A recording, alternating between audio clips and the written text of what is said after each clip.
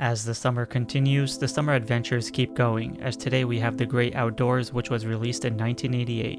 Growing up, it was a common trend to take road trips with the family, but it's not so common to have a trip that involves a cabin. The movie is about another family trip for togetherness led by head of the household John Candy, who plays a loving, hard-working father named Chet as he takes his family to a rented cabin in Wisconsin from Chicago, because, it was written by legend John Hughes. The beginning has some familiar attributes of National Lampoon's Vacation with its slight comedy, coming-of-age storyline, and mishaps to make it completely chaotic.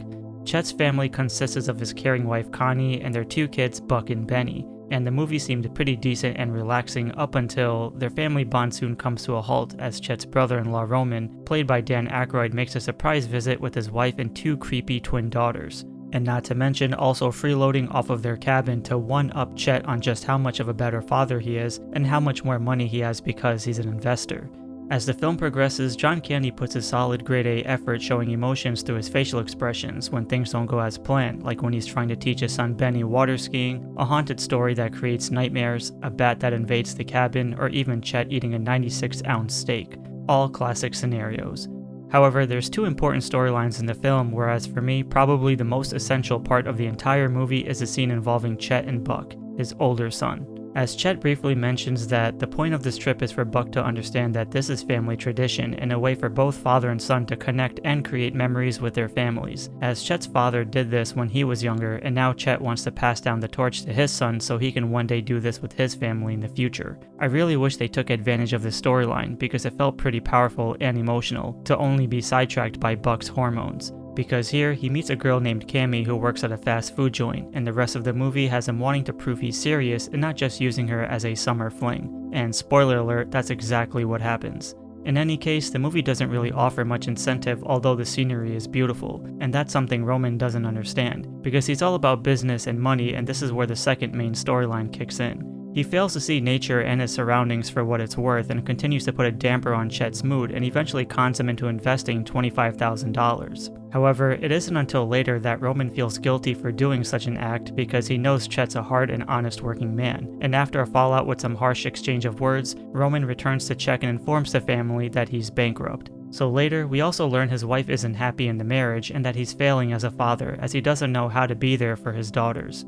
This storyline overshadows the entire film, but again, it's a missed opportunity to explore the emotions of this concept, and really wish they focused on Chet and his sons instead, because the movie then randomly goes into this segment where the two creepy twins head off into the wilderness after being told not to and fall into a mine shaft.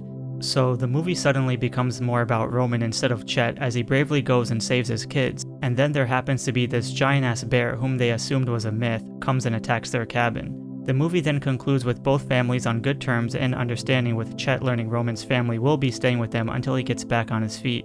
What a way to end the film. Now, the thing about this movie that I can easily tell you right from the get-go is that a lot of these characters are completely forgettable. As much as I love John Candy, the movie falls short in all aspects: the comedy, the emotional context, and the true essence of the trip. Buck continues to abandon the family and becomes impatient because he wants to spend more time with Cammy, which makes it such a random side story that doesn't even go anywhere with no character development. And again, I truly love the heartwarming scene between him and his father Chet and really would have enjoyed it if they shed more light on that. Benny, the younger son, does nothing. Connie feels like an imitating version of Ellen from Lampoon's. The two twin daughters creep me out enough to know that there could have been a better storyline involving these two, but nothing really comes of it. And Katie, Roman's wife, doesn't really do much other than argue with her sister Connie.